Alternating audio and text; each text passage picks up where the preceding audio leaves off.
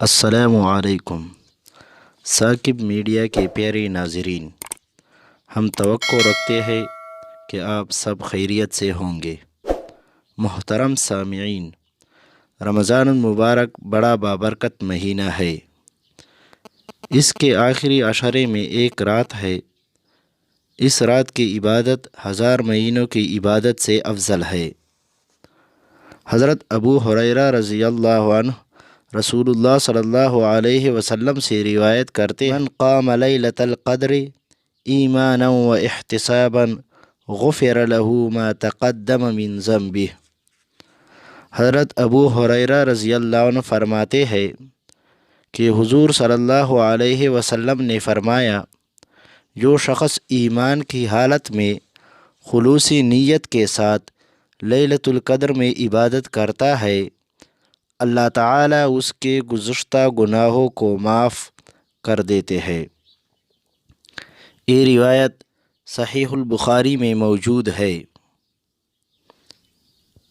ام المؤمنین حضرت امی عائشہ صدیقہ رضی اللہ عنہ فرماتی ہے کہ رسول اللہ صلی اللہ علیہ وسلم نے فرمایا، رمضان المبارک کی آخری عشرہ کی طاق راتوں میں لیلۃ القدر کو تلاش کرو، یعنی 21، 23، 25، 27، 29، یہ 5 طاق راتیں، انہی میں لیلۃ القدر کو تلاش کرو۔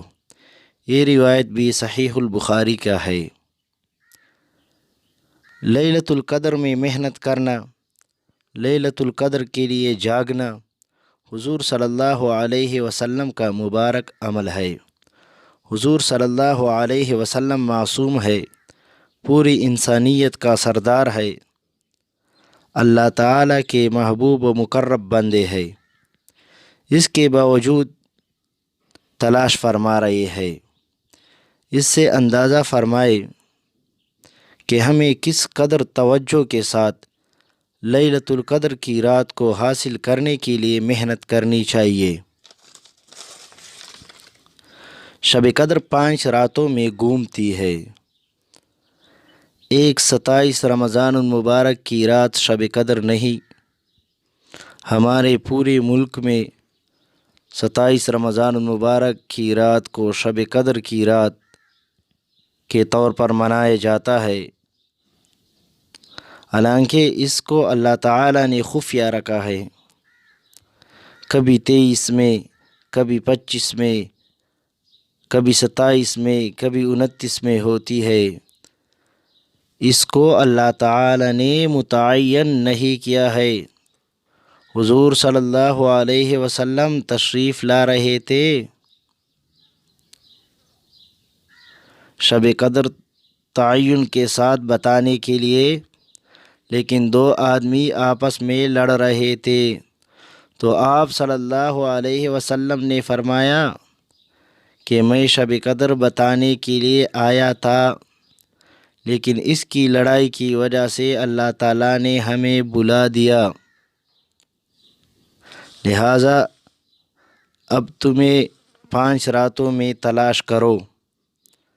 یہ اللہ تعالیٰ کا بہت بڑا کرم ہوا کہ اس کو خفیہ رکھا۔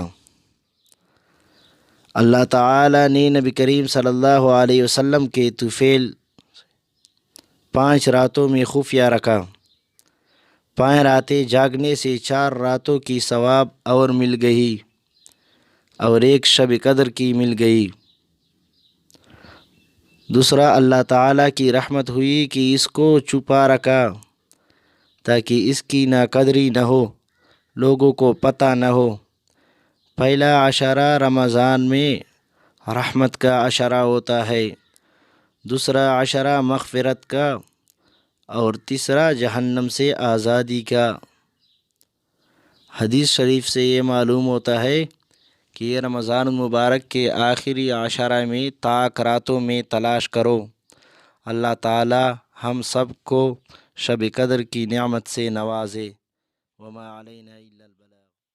ویڈیو دیکھنے والے تمام لوگوں سے گزارش کروں گا کہ اگر آپ ہمارے چینل ثاقب میڈیا پر نئے ہیں تو ضرور سبسکرائب کریں اور ساتھ میں بیل کا بٹن ضرور دبائے تاکہ ہمارے آنے والے تلاوت قرآن، اسلامی ویڈیو، اسلامی مسائل اور نعت شریف کی ویڈیو آپ تک آسانی کے ساتھ